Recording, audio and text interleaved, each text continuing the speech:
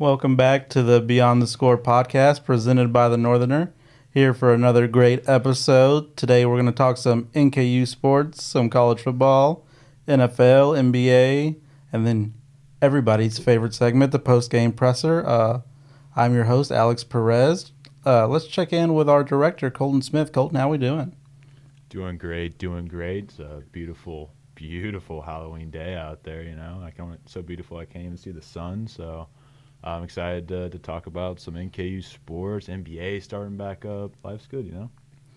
Yeah, weather wasn't so beautiful for me. I got a little drenched before I came in here, but that's okay. So let's... Oh, we can't get into it yet. I forgot my special guest, co-host, Mr. Spider-Man. Mr. Spider-Man, thank you for joining us. Thank you for having me. I'm really glad to be here. I gotta head out in just a few minutes, so checking my watch and stuff. Just gotta head out soon. I thought you just get a cent. Never mind. So getting into NKU sports, men's soccer, they lost 4-1 on Senior Day. Mr. Spider-Man, do you have any thoughts on that? They were really hot there for a little bit. They really were in stride. I was able to swing by a couple games and stuff. Swing by. Get me there. Yeah. Able to swing by a couple games, kind of see what was going on. It seems like a lot of the season, the offense hasn't been maybe keeping up. The defense has been phenomenal, but the offense has not been able to produce maybe as much as they are hoping to. And so because of that, it seems like that hot streak they had has kind of come to a close there, especially bad time near the end of the season. Yeah, they've unfortunately had 3 straight losses, and I think big things in this game was the 3 yellow cards in the second half. And only 5 shots on goal, so they haven't been as aggressive on offense. Sorry, the mask is a little tough to see through. The defense had a tough second half. They allowed 3 goals.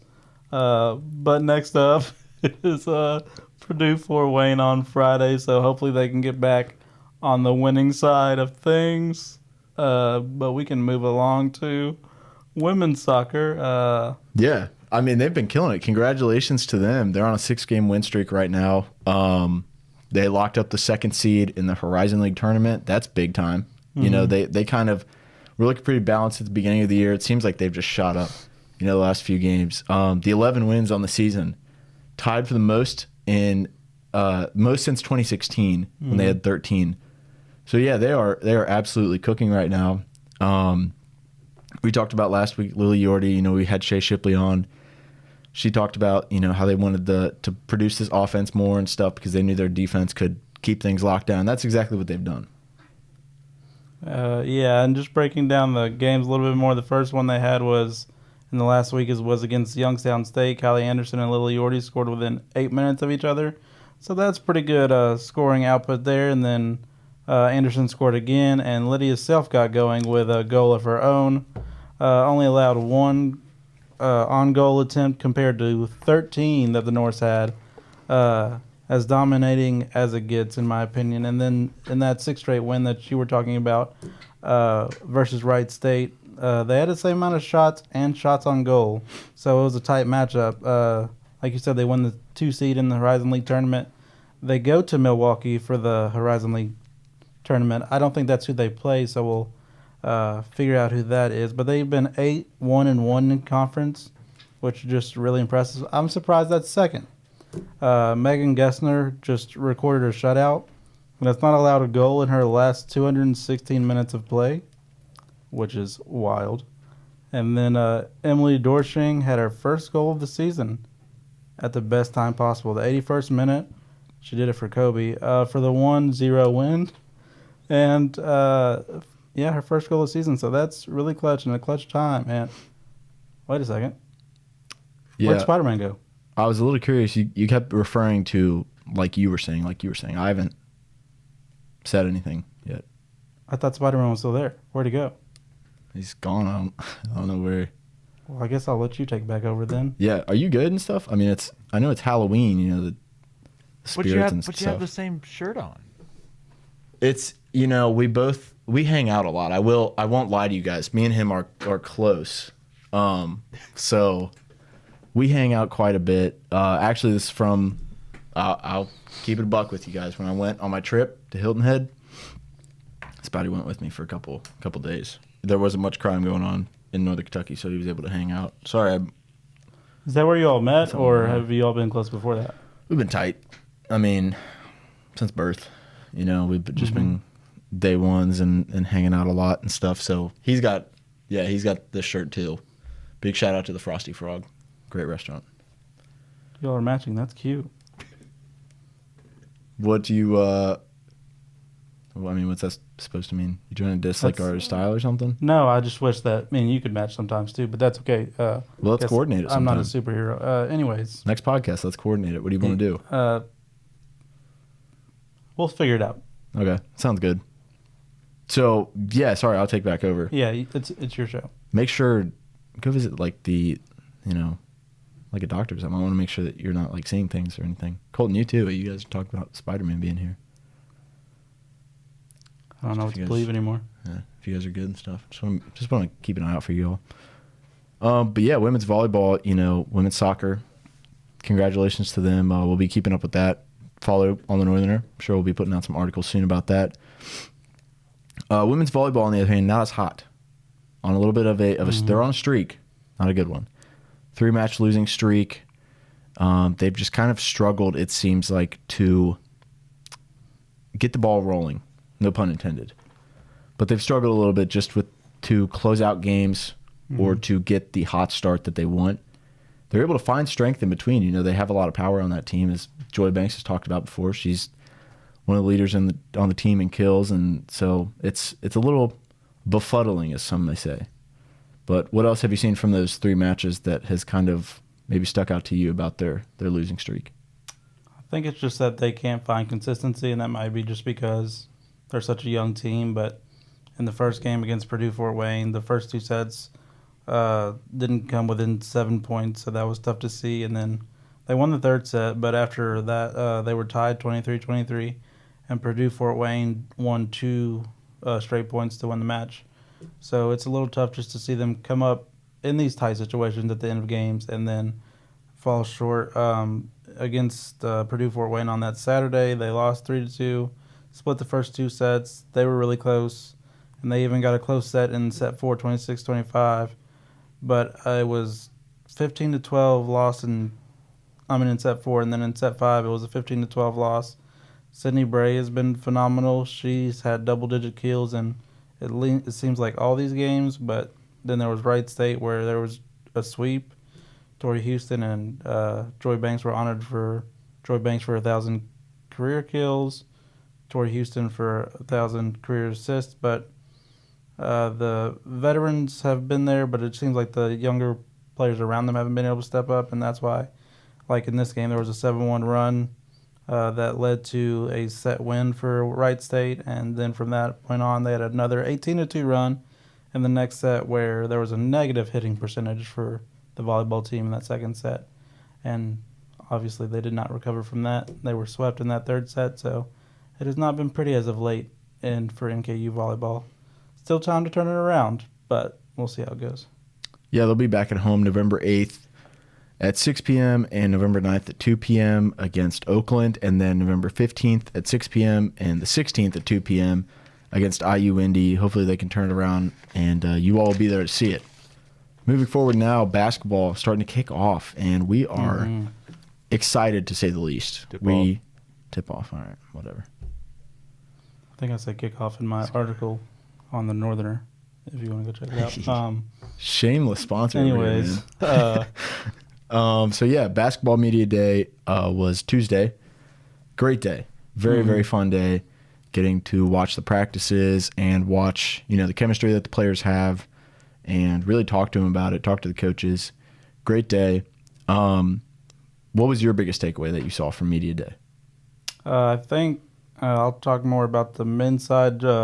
Talking with Sam Vincent and just how honest he was about his injury, because I expected him kind of to do the normal media thing where you're like, no, I'm good, I'm 100%, I'm ready to go. But he said it may not be today, it may be tomorrow or after that, but he's going to get healthy, but he's not where he wants to be right now. and it was good to see that he was honest about that. And then with Trey Robinson just talking about his motivation for coming back, how bad he wants to win a Horizon League championship and end his career with that. It was just got me really excited for this season seeing that. And then on the women's side, just Macy Blevin's reaction to her preseason award. That was really cool to see how humble she was and honored to get it instead of, again, being like, oh, it's a team thing. I'm nothing without my team. Just truly honing into how important that was to her. Yeah. What about you? What did you take away? I think the biggest thing I was most excited about was just listening to, Macy Blevins, like you were talking about, Maya Meredith, Anna Hamilton, JC Jones, talk about just how excited they are, not just for the season, but about basketball again in general. Macy Blevins talked about it in the basketball package that will be on the Northerner. She talked about how just she's excited to play basketball again. She's finding the joy for it again. And Maya Meredith coming back from another major injury, talking about the same thing. She wants to be out there with her team, and one of her goals for the season was just to have togetherness as a team. And they just seem to really enjoy each other. And you could see it out on the court. JC Jones and Anna Hamilton talked about how they enjoy competing, but they both are going to be the first one to support each other when it comes to playing time and the success they have on the court. From the men's side, it just seemed like one of the biggest messages was consistency. Mm-hmm. And I think that is a big message coming into the season. After a season where you kind of had your ups and downs, had a lot of injuries, finding a place where you can, and I think last year helped having so many guys going into the rotation and getting experience. That's the bright side of it, is the next year you're able to walk any dude out there and have trust that they will go out there and they will be able to play their butts off, and they know what it takes to be out on that floor. You don't have to worry about as much about, this veteran presence of, well, this guy isn't quite sure how to win, or this guy isn't quite sure how to close out a game or how to facilitate the floor. It seems like every player out there knows what their job is and knows how to help contribute to that team. So, yeah, it was really great just to hear from all of them and hear their cool stories and stuff for the season. Yeah, I think it's just we can be more optimistic about this season for both teams because we dealt with a lot of injuries on both sides. The women, pretty much the whole team, they really weren't healthy until the last month maybe of the season. Yeah. And then on the men's side, as Darren Horn mentioned on Media Day, that it was like 4 of the top 8 players that they had at the end of the season were not healthy, and it's about those 3 days in March, like they always preach. And when you're not healthy around that time, that's not what you want. You may have had a good season before that, but this team's not one for moral victories. Right. Yeah. Well, moving on from that, got games coming up. You were just at the exhibition game last night, weren't you? How was that? It was great.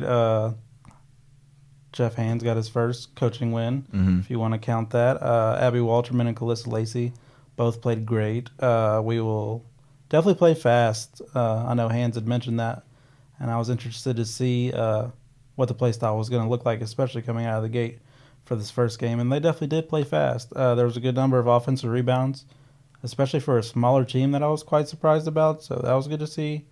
We have the potential to be a good three-point shooting team. That's still yet to be seen, but I have high hopes for it.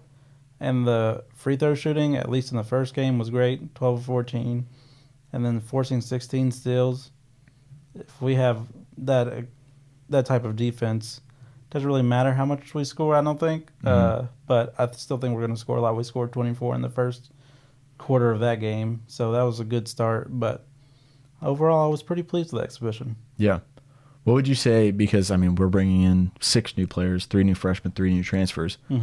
Out of those 6, was there a player that you felt was the most impactful? I'd say Abby Walterman for sure. She's going to be a presence down low with Carter McCray being gone. She's the next person up, so I'm excited to see that. And just with all these new people, I think we have newfound depth that we just didn't really have last year, in part due to the injuries. But they went 10 deep last night in that exhibition, so it was good to see. I think we'll have a lot of people that can step up if we do have those injuries. Hopefully not, but I think we'll be okay if we do. Yeah. Was there any performance that maybe you didn't expect that you saw out there? Hallie Adowu, I'm probably pronouncing that wrong, so sorry, Hallie. I know you're a big fan of the show. She looked good. She shoots the ball well. I expected her to be more of like a post player in the paint and stuff, but she shoots the ball really well, and I didn't really know too much about her game at that point, so now I'm familiar. That you are. Moving on now from NKU sports to talk some college football. Pretty standard week. Mm-hmm. Nothing too crazy. We're being serious this time. We're not joking around. I know we joke around on this podcast a lot. Sometimes. Look at how locked in we are right now. We're not joking. We are locked in. Biggest surprise game this week. Wasn't a whole lot of crazy stuff, but what was the most surprising game to you? I think it has to be Ashton Genty and the poor performance he put up. Yeah. Only 128 yards, only 1 touchdown. I mean, it's like this guy doesn't even care about my parlays. But no, that's honestly the worst game that he had, and it's a surprise that that's the worst game that he's had. I didn't really see any surprises this week that I can truly be honest about. Again, we don't joke around. So do you have any serious surprises from this week? Serious surprise, not really. A game that I think just goes to, testify is Vanderbilt, how good that the program has been built up to. Playing, top 10 Texas. Texas ultimately won by 3, but there were 5 total turnovers within that game. Vanderbilt had 3 of them, and they still, I think it was 27-24, still put up 24 points. I mean, they're putting together quite a squad down there. So I don't think that was surprising. It was more so just like Vanderbilt could really be a team in this, later part of the year that it's going to ruin your playoff chances if you really want to mess around with them. What about you, Colton? Did you have much surprises? I'd say my big surprise was Texas A&M, watching that game from start to finish pretty well. LSU had a 17-7 lead at half. This has been an offense that has looked like maybe the best in the SEC at points throughout the year, and A&M just kind of looked dead in the water. And then they had a change at quarterback. Reed, I can't think of his first name off the top of my head, or I have one that's come to mind, but I can't think of the first name. I'll confirm that in a second. But he came into the game and just absolutely took over. LSU had no answer, so it went from I think he came in the game. It was still 17-7, and the final score here was 38-23 in Texas A&M's favor. Kyle Field was loud. They were nasty. Texas A&M looked otherworldly. Now, to be fair, LSU's defense is not one. It's one that has looked good to this point in the year. However, it's not one that has necessarily been consistent. But there was one thing consistent about this defense. They could not stop Reed whatsoever. And we're looking at a Texas A&M team that if the AP poll was the college football playoff, they'd be in it right now. And we'll see next week when the official rankings come out. But this A&M team is scary, and they have a first-year head coach, and the night and day difference from just using the players to their best abilities, using the talent that you have at your hands and getting the most out of that talent. The head coach was a former Duke head coach who had to do that. So, this A&M team was definitely my biggest surprise of the week. But Vanderbilt I wasn't surprised because I knew they were a hell of a team. So, but I was very happy to see how well they fought, and they could have won that game for sure. Yeah, this guy's challenging my ball knowledge. Saying I wasn't surprised. Hey. Respect. I respect it, man. All wrong hand. Did you watch that game? No, I was at a soccer game. Got you. I came home right after that soccer game and watched, and I saw the Colton definitely does not watch games while on the clock. No, I would never. But I saw this play, and this was really the difference of the game if you think about it. They had the ball at about the 50, Vanderbilt did. 4th and 1. And they're like acting like they're going to do the play, and the quarterback Diego Pavia, he looks to his coach and he's going like what, and the coach is all acting like come on, like they're acting like there's confusion. This running back just comes up, takes the ball, and gets the first down and more, and then they call illegal formation.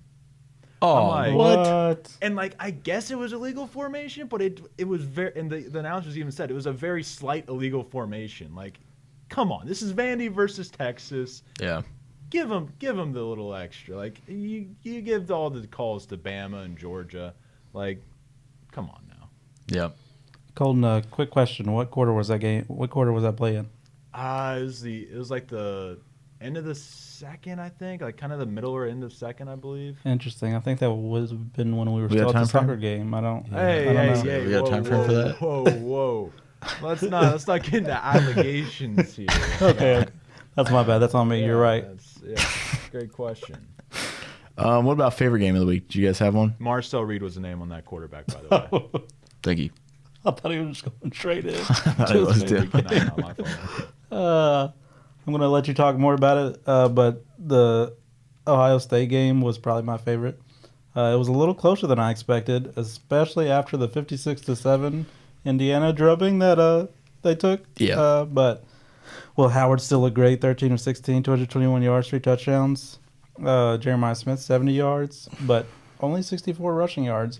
That's usually like the bread and butter with your all's team. So, Yeah. do you have a little information on what happened there? I mean, you look at the time of possession. I think that's probably the biggest thing: time of possession and how many plays were ran. Nebraska had the ball for like 10 minutes longer than Ohio State did, and a lot of that was just Nebraska's ability to keep, Ohio State's offense not being able to stay on the field. They went 1 of 10 on third down. Nebraska was 5 of 16, so it's not like they were outstandingly better, but they kept Ohio State off the field, and I mean that's the key. They did shut down the rush, the running plays. I think they had 28 total carries.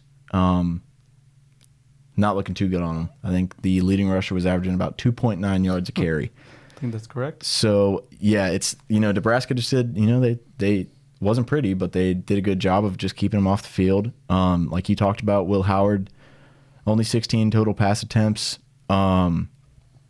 I get you want to try and run the ball, but I think there does come a time where you realize you're not getting the looks you're getting or that you want, and you need to kind of trust your quarterback a little bit. I know some people are down on Will Howard after how he played against Oregon, and I can understand it, but at the same time, this dude has been talented all year long.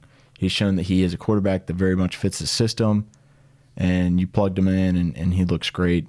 Carnell Tate played amazing. He had 4 receptions for 102 yards and a touchdown. Nebraska, I talked about the total plays. They had 66, including 33 rushing plays to Ohio State's 47 total plays. So, yeah, Nebraska kept them off the field, and that was the biggest differential. What about you, Colton? You have a favorite game? That Vandy game was probably my favorite, so I guess I'll just talk about kind of the favorite performance I saw. That was over in the Colorado-Cincinnati game, Travis Hunter. A lot of people look at this game and say, oh, okay, he's the Heisman favorite now, but just because Ashton Jenney had a down week. But 9 receptions, 153 yards, 2 touchdowns. That's great stuff. That's an outstanding game. Do not get me wrong. And the fact that he's doing that and also only taking 2 plays off the whole game, I believe, or just a handful of plays off throughout the game, just that it's insane. I don't get me wrong, that's insane. And so yeah, shout out to Travis Hunter. And I'm just curious about Ohio State. How is your run defense? Asking for a friend, about a potential. Yeah. So, yeah, it looks like we got some cool NBA stuff coming up that we could probably talk about a little bit. I mean, it's, yeah. Okay. 33 rushes, so. Yeah, I was just curious I'm because, pretty. IU's running back had himself quite the game. Yep. And that's coming up on the schedule. It's getting a little bigger, a little closer to the schedule. A little bit, yeah. So. How you guys think you're going to play against IU? Oh, that's a great point. That's a great point. That's the funny thing is that we are not a real team. We are not a real team. Matt Campbell, please come to Purdue. Please come to Purdue. All right, well, NBA is back, and I don't know if I probably wouldn't say it's better than ever because the views are down. That's true. But, yeah.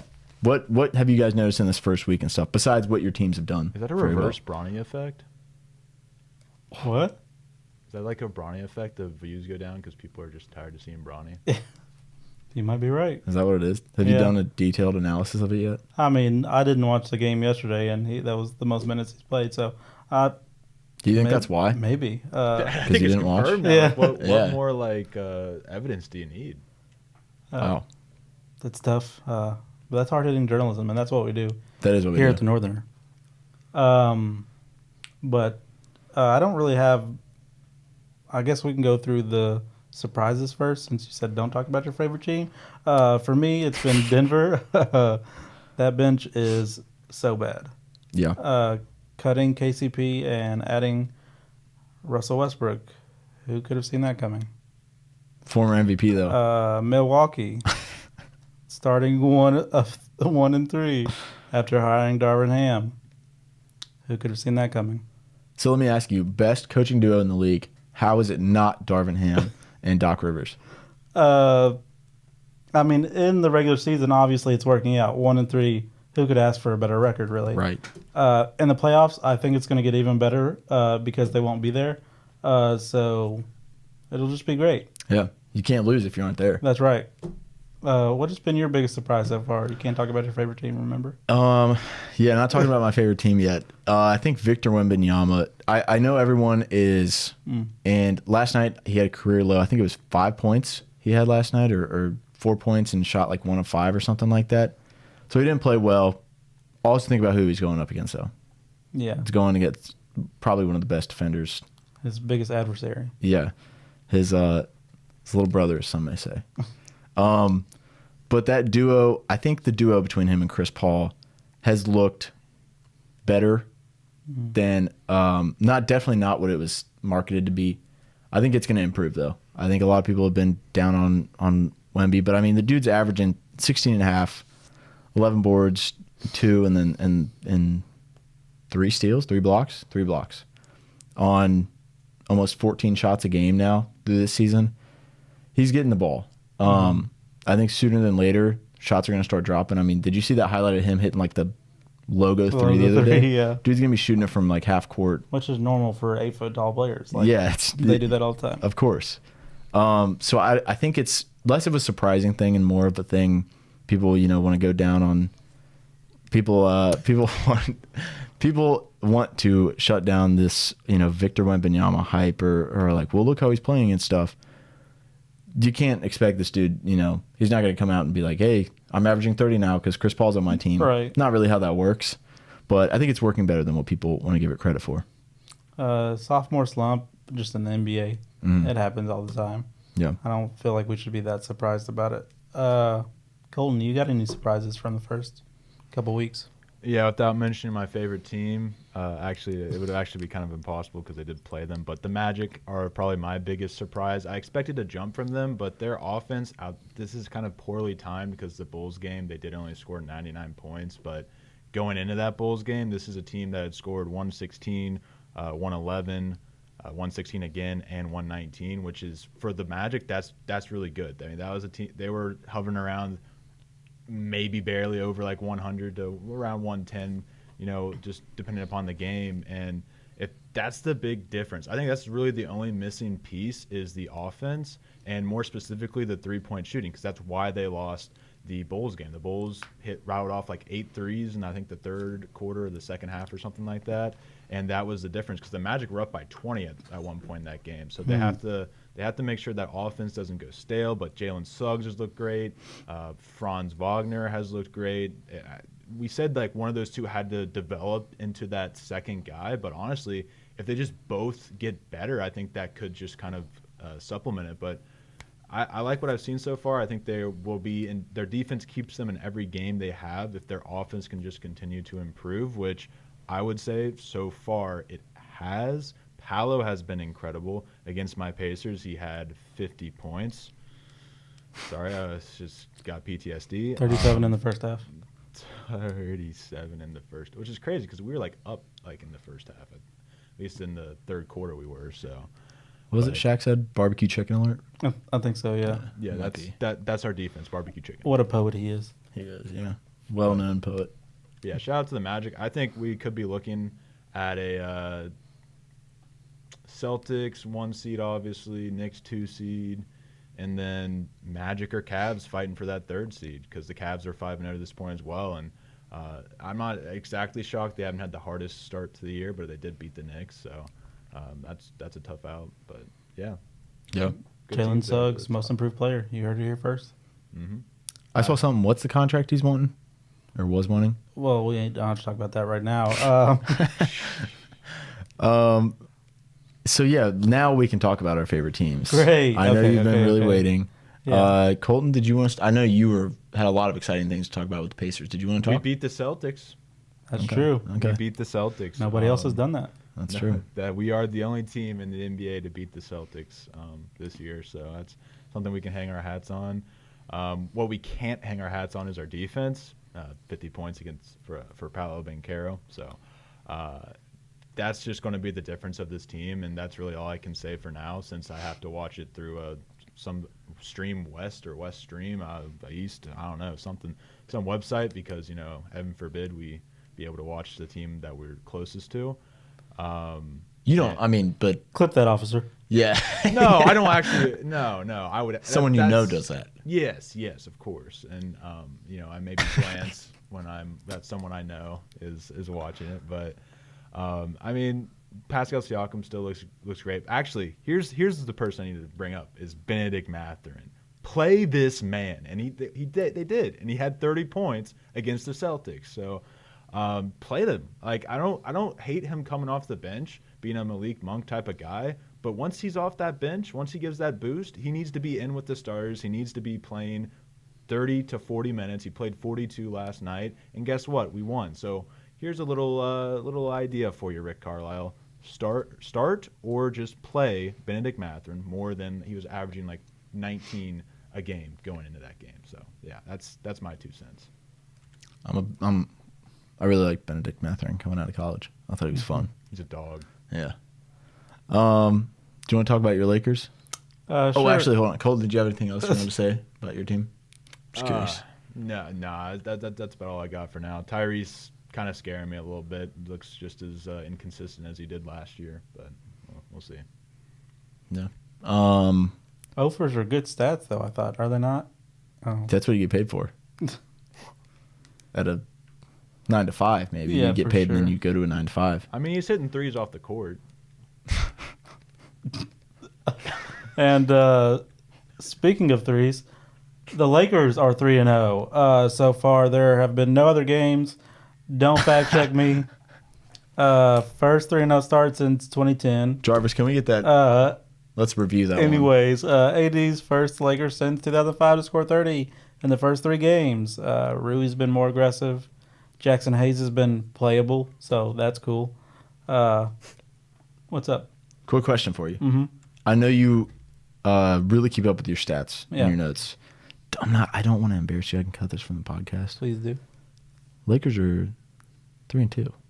Did you know Is that? that not the preseason record?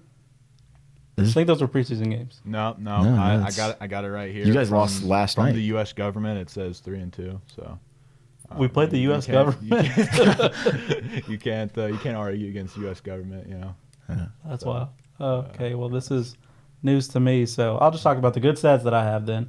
Sorry Okay. about that. So it happens. Rui more aggressive. Jackson Hayes playable. That's cool. Rotations have been better. We have a coach who doesn't have his hands in his pockets the whole game, so that's been nice to see. I didn't know this until this season. You can actually run offensive plays. Really cool. Wow. JJ Redick is pretty good at that. Some may call him Pat Riley. I don't know. Not me. But All right. he's All right. looks pretty good. The Lakers are back. That's all I know. I don't know. You know, don't want to jinx your team or anything. Don't want to jinx you. Last week, me and Colton both said the Bengals were back, and then we lost by 20. So See, in these preseason games that you allegedly say the U.S. government has confirmed, we've already lost by 20, so we've got that out of the way. We're looking That's a at good point. great games coming ahead. yeah. We're not worried about Cleveland or that other one. I don't know, man. Or the next one. Y'all got the Pistons coming up Oh, Monday. That could be a trap game. Get the Wingstop ready. Get it? So, Matt, the Dubs, how are they looking? you know, I said last week that they were back, Mm-hmm. and I stand on my damn word. They are 4-1, nearly 120 points per game, third in the league. 48 boards per game, fourth in the league. 31.6 assists per game, first in the league. 11.6 steals per game, third. 88 threes made, second. 99.4 they're holding their opponents to 99.4 points per game, second best. Forcing nearly 20 turnovers per game, third best. Holding opponents to 41% from the field, second best. 28.3 from three. They're holding their opponents to that, by the way. Second best. That's awesome. They're kind of dealing right now. Buddy is averaging 21 a game on, I know it's early, 49, 50, 100 splits. So basically he's MVP right now.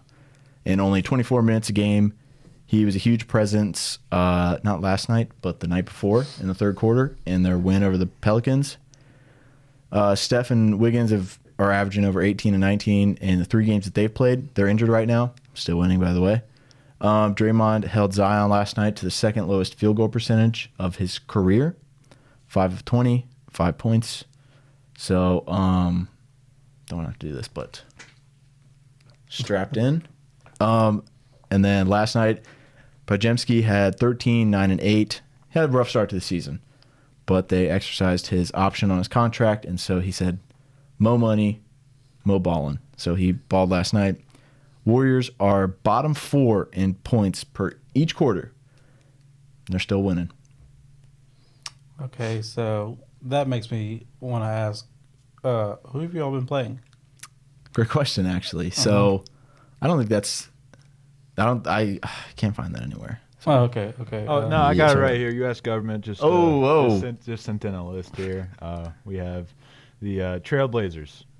Wow, a great team. Very good team. Yeah, okay. Then after that, you played against the Jazz. I believe it also has an asterisk here. 0-5 are the Jazz this year? You know... But you're one of them. At least you can say that. 0-4. True. But, Yeah, that's true. yeah, but you're one of those, so like you're adding to it. And then there was you did play a good team. You did play a good team. You played the Clippers. How's Paul George doing over there? Yeah, PG. How's Kawhi? I bet Kawhi just had a crazy game. I know they're cooking. Like Kawhi, PG, cooking. Actually, guys, surely not Norman Powell or anything. You know, Norman Powell's a dog. I don't know what you guys are talking about over here. Norman is a dog. Yeah, exactly. No, we just got, prime James Harden. In 2024. Maybe a little bit of a pause on that one. In 2024, he went for a double-double. Zubac went for a double-double. But we did beat the Pelicans twice in a row. Did you guys do that? I don't think any team has done that before, so that's a great point. Yep. Did you guys beat Phoenix twice in a row? Whoa. Just kidding. That's a good one. We're playing playoff teams. Okay. All right. Okay. Yeah, I see what you did there. By the Rockets. I see what you did there. Just so you know, are aware of our schedule. We play the Rockets and the Wizards next. 2 other contenders. So hey, the Wizards big playoff team. Wizards 2-2, dog. Wizards are 2-2. Currently sitting at 7th in the East. They are 500 7th in the East. Jordan Poole's gonna go for like 90. NFL. How'd this past week go for you guys? Well, let me look right into the camera when I say Pittsburgh is still cooking. Russell Wilson, 20 of 28, 278 yards and a touchdown. Najee's cooking. Now that he has Warren back to compliment him. And another thing I noticed are the Browns are good. Don't know what changed over the last week or two, but Jameis Winston. Beat those, by the way. We beat them. okay. Jameis Winston, 27-41, 334 yards, 3 touchdowns, eating W's. I love to see this team, and shout out Ben Miller. Called it the best offense in the league.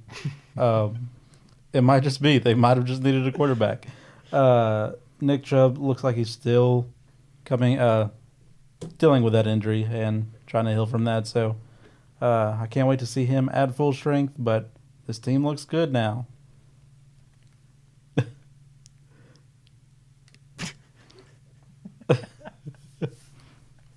And Colton, what are your takeaways? Because I don't want to talk to Matt. I have a favorite team.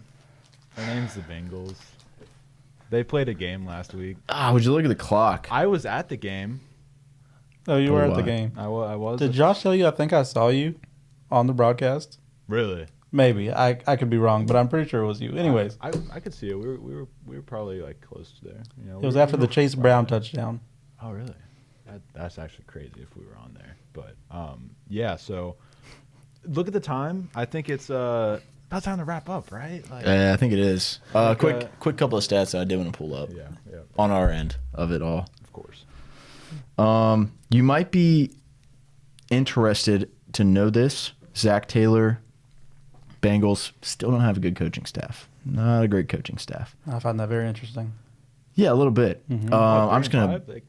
That's not good coaching stuff. No. I just learned that. Huh. So Wow. as a Bengals fan, I don't really know what is good or bad coaching staff anymore. Yeah, you all never been to 3-5 before. Anyways, Just some quick stats I want to throw out there. Take with them what you will.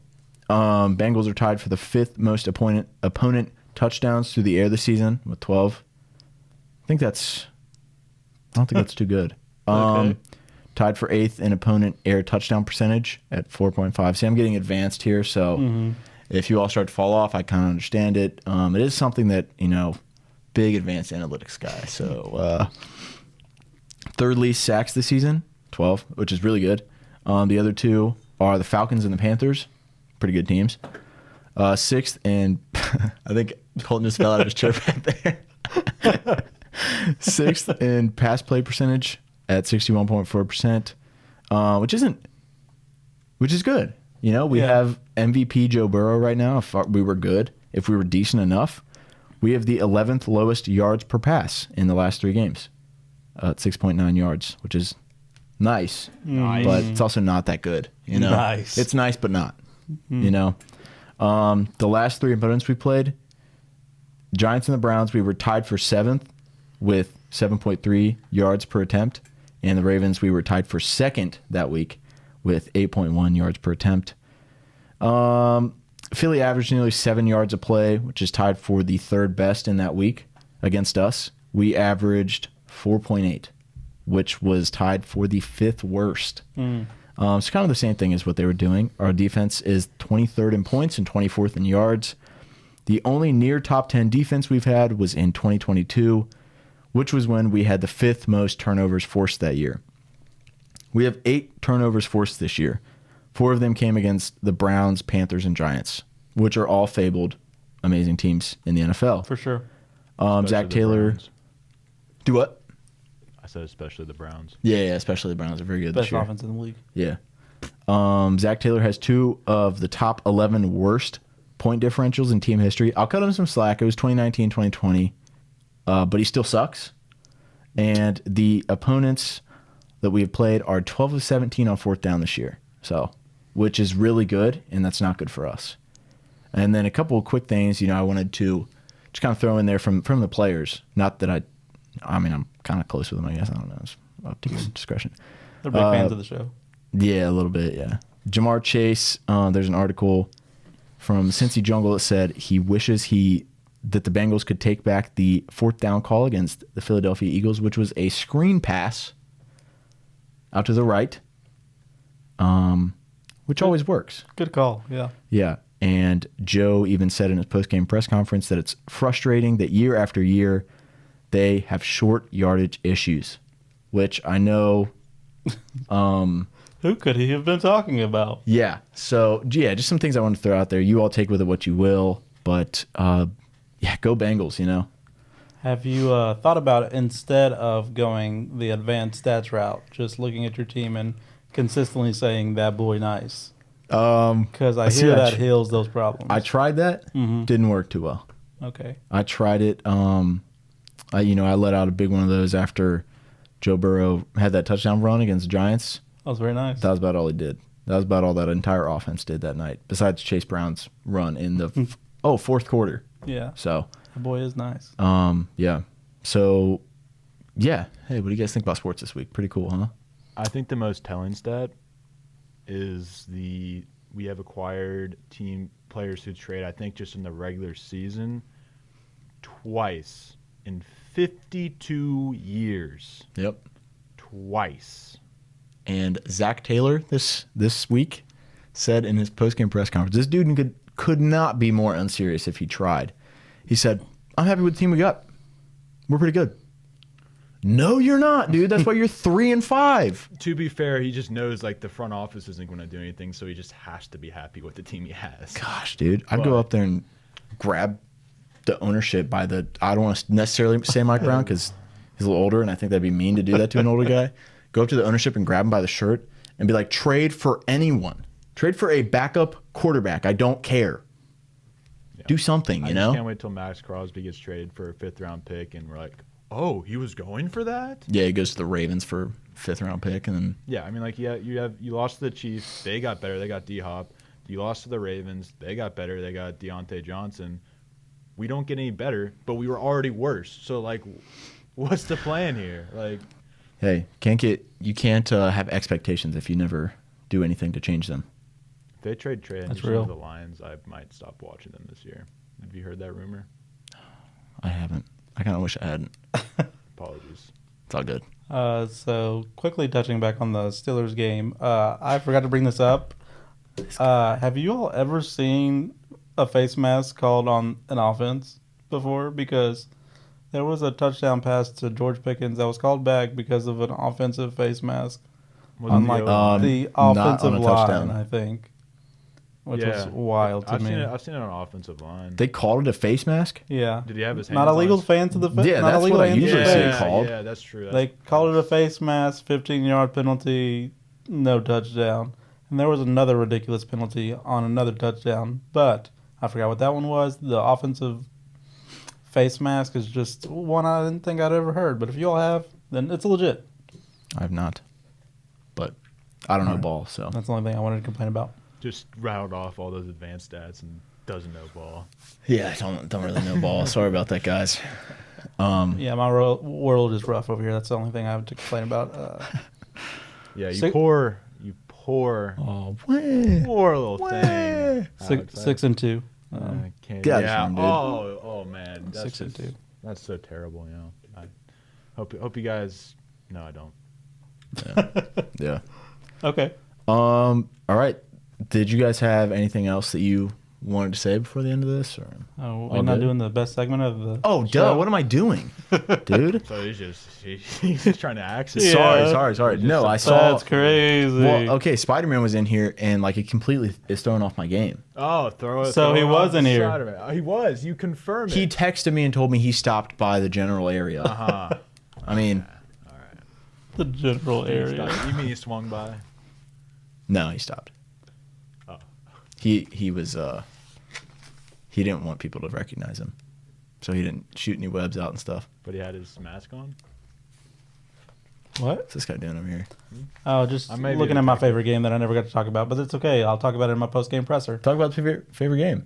Oh, it was just the Bears and Just kidding. Washington game. Oh, dunked on you, bro. Sorry. Rookie of the year is now Jade Daniels. Yeah, it is. Is now?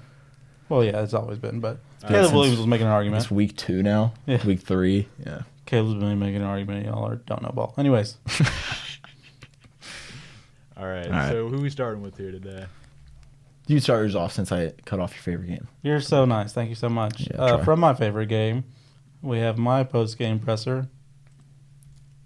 Well, there's the end of the play. There we go. That's what we want to see. Little spoiler alert. The best part little director's choice. We love it. Yeah, you know. Look at Jaden Daniels making time for himself in the backfield like he works for Rolex. Hey. And then the Hail Mary. Throw it all the way down to the field and tipped like a good waiter right into the hands of Noah Brown for the immaculate touchdown. The celebration. That further cements Jaden Daniels' spot And then he's in the Rookie of the Year winner. Hey. And Caleb Williams is so mad. Did you guys see the video? What a play. I was screaming at the top of my lungs when I watched this. That's a good play. Did you guys see the video of Tyreek Stevenson like looking at the crowd and stuff before this play started? That's even, I don't even know. I thought about bringing in that view for my post-game presser. Yeah. But we'll do that for our low lights when we get to there. Yeah. Ooh, a little bit of a sneak peek. That was a good one. I like that. My post-game presser, switching up the sport a little bit, I'm trying to go more in season, trying to go with what's trending right now. not trying to say I know more than you. I would never do that, but it's kind of the social media thing. It's what you do. Could you just be mad at football? Is that what? Never mind. You go ahead. No. Let me. No. Sorry. We have a lot to show on our offense. No pent-up aggression. So yeah, my post-game presser is, I'm still following the theme. I didn't even put my own team. Wow. I'm just that nice of a guy. But it's Luka Magic. Love it.